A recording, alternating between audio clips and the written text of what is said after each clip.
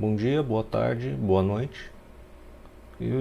A ideia de gravar esse vídeo é discutir um resultado que ele é bastante simples, mas ele é um tanto complicado de você tentar explicar ele sem um quadro e sem poder falar. Então a ideia é a determinação do que a gente chama de forma direta tipo 2. Na solução do exercício vocês implementaram a forma direta tipo 1 e afinal eu comentei que geralmente vocês não implementam essa forma direta tipo 1 tanto por problemas que essa forma apresenta quanto a robustez, a erros aritméticos devido à utilização de precisão finita, quanto a ela ser pouco eficiente, ou seja, existem outras formas que conseguem fazer a mesma coisa utilizando menos recursos. E aqui a gente vai ver uma dessas formas que é chamada de forma direta tipo 2. No exercício a gente tinha determinado uma forma direta de um circuito que implementava um filtro de ordem n igual a 4, ou seja, os polinômios tanto do numerador quanto do denominador eles tinham grau 4. Aqui só por simplicidade a gente vai trabalhar com polinômios de ordem fazer igual a 2 aqui, não vai fazer muita diferença para a compreensão. Então a gente tinha determinado anteriormente a forma direta tipo 1 de um circuito qualquer aqui, com um atrasador,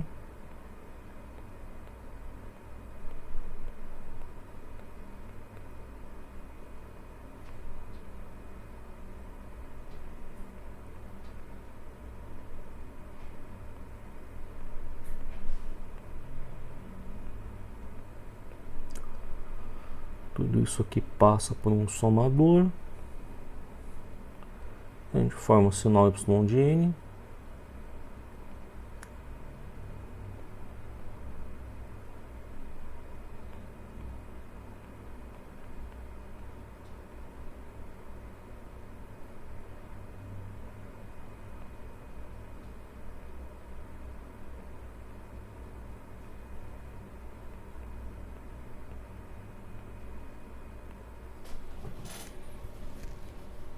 Tudo funcionando de maneira perfeitinha, correto? Quando vocês batem o olho nesse diagrama, vocês veem claramente que um sinal intermediário é formado aqui no meio do diagrama aqui. Vamos chamar ele de A de N.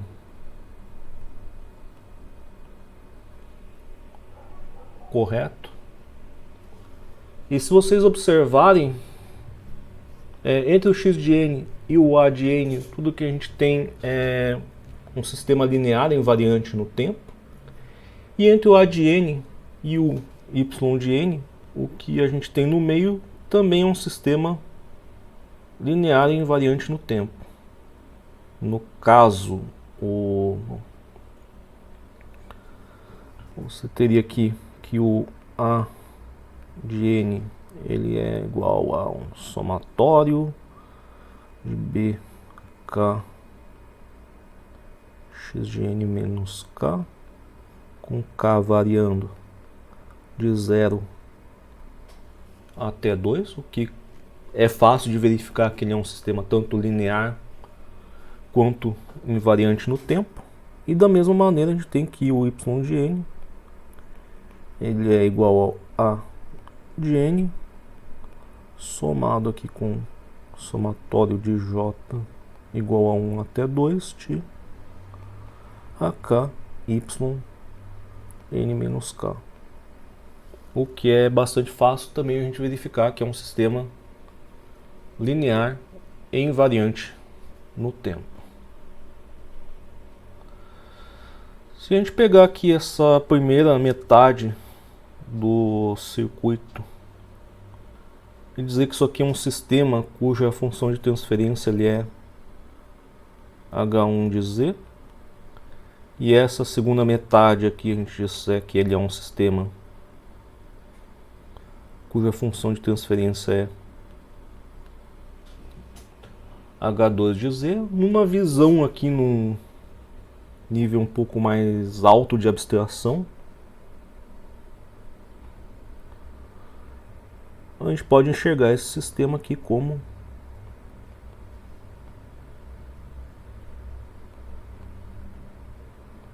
um sinal x de n passando por um sistema H1 de Z, formando A de n. E A de n é utilizado como sinal de entrada de um sistema H2 de Z, formando Y de n. Uma particularidade tanto de H1 de n quanto H2 de n aqui no caso, é que ambos esses dois sistemas eles costumam ter como sinais de entrada reais, costumam ter como sinais de saída sinais de entrada reais, que pertencem ao conjunto dos números reais, vamos compreender assim. E o que a gente tem aqui dentro desse sistema são multiplicações por constantes reais, somas de números reais e operadores de atrasamento. Tanto em H1 de Z vocês conseguem observar isso, quanto em H2 de Z vocês conseguem observar isso. Portanto, as respostas ao impulso, tanto de H1 quanto H2, elas vão ter somente coeficientes que pertencem ao conjunto dos números reais. Quando isso acontece, se vocês lembrarem, há muito tempo atrás, quando a gente viu propriedades de convolução, se a gente pegar o x de n e convoluir com H1 de n, convoluir com H2 de n, formando Y de n, é possível a gente trocar a ordem dos dois sistemas que estão processando o x de n sem alterar o produto. Ou seja, ao invés da gente produzir Y de n passando por H1 e depois passando por H2, quando os sistemas respeitam essas propriedades, são sistemas cujos coeficientes são somente números reais, cujos sinais de entrada são sinais que pertencem ao conjunto dos números reais. Como resultado, os sinais de saída pertencem ao conjunto dos números reais. É possível você produzir o mesmo sinal Y de n trocando a ordem de H1 e H2. Ou seja, se a gente passar x de n por H2 de Z e depois por H1 de Z, o resultado ele é o mesmo. Que não quer dizer que aquele sinal intermediário que tinha A de n ele vai ser o mesmo. Agora a gente vai ter um outro sinal intermediário chamado aqui B de n. Vamos ver como é que ficaria o circuito implementado dessa forma. Então a gente pegaria aqui um sinal x de n, ele entraria aqui num somador, produzindo aqui o sinal B de n. B de n passaria aqui por um atrasador, outro atrasador. Esse cara aqui é multiplicado por A1. Esse cara aqui é multiplicado por A2. Somador. Ou seja, eu estou pegando esse pedaço aqui do circuito e estou passando para cá. Simplesmente isso aqui é o que a gente está chamando de H2 de Z. E esse sinal B de n ele pode ser utilizado como um sinal de entrada aqui de um outro sistema.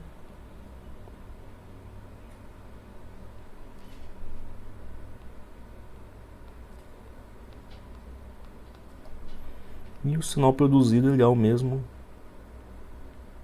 Y de n.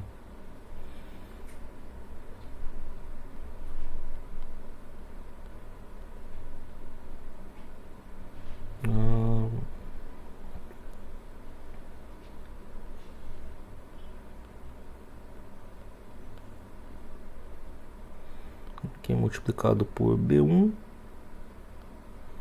Ele vem para esse somador. E aqui é multiplicado por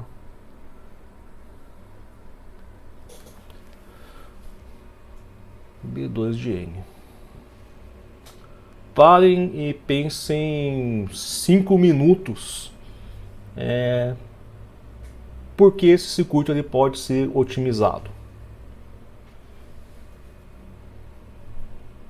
Bom, duvido que vocês parem em 5 minutos, mas tudo bem. Observem que se a gente for analisar essa linha de atraso à esquerda aqui do circuito, quem que a gente está formando aqui? B de N menos 1, B de N menos 2 para ser utilizado dentro desse circuito. Se a gente fizer a mesma coisa para a linha de atraso do lado direito, quem a gente está formando aqui? B N menos 1 e B de N menos 2. Ou seja, a gente está utilizando duas linhas de atraso para formar os mesmos sinais.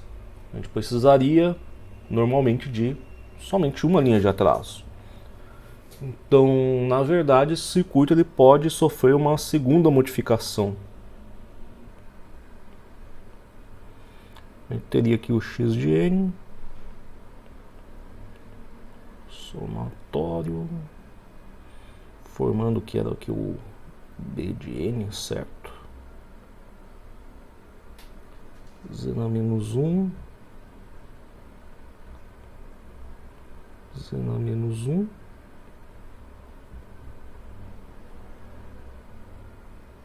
para cá ele é multiplicado por A1, vem para o somador, para cá ele é multiplicado por A2 e vai para o somador.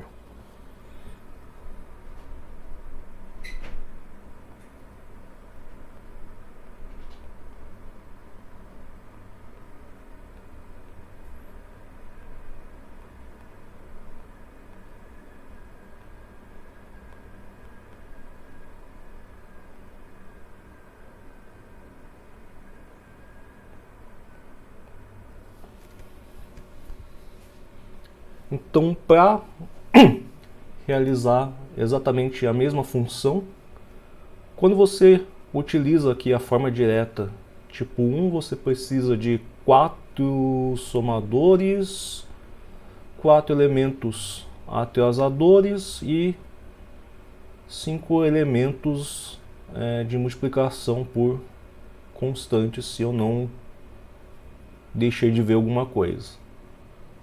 Vamos escrever isso aqui em algum lugar. Então, vou colocar aqui 4 somadores, 4 atrasadores e 5 multiplicadores.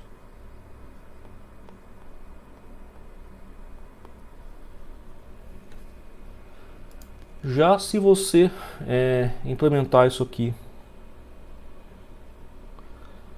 segundo esta outra forma, que a gente chama de forma direta tipo 2, vou colocar aqui.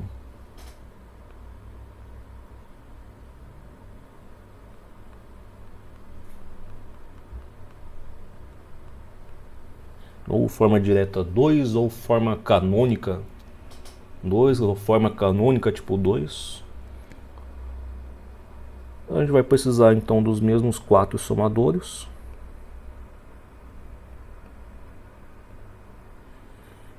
Exatamente os mesmos 5 multiplicadores, mas somente 2 atrasadores.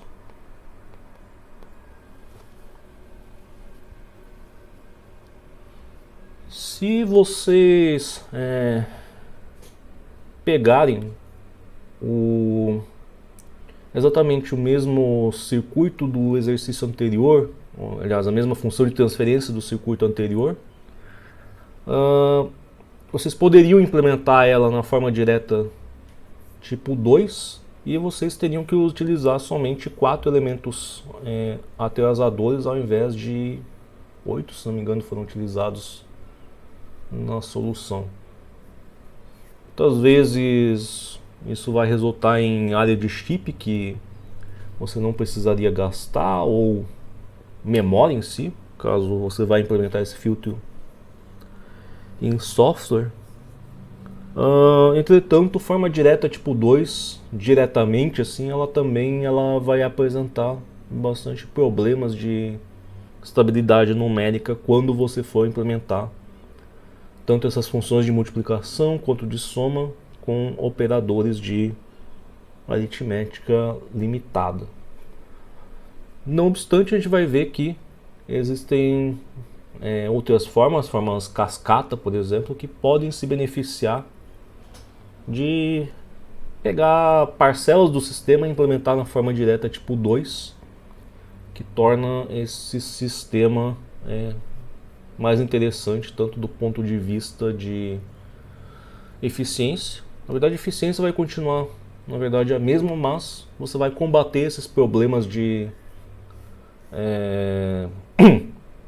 pouca robustez, a aritmética de precisão finita da forma direta tipo 2, ao você fazer a implementação desses circuitos, por exemplo, em forma cascata.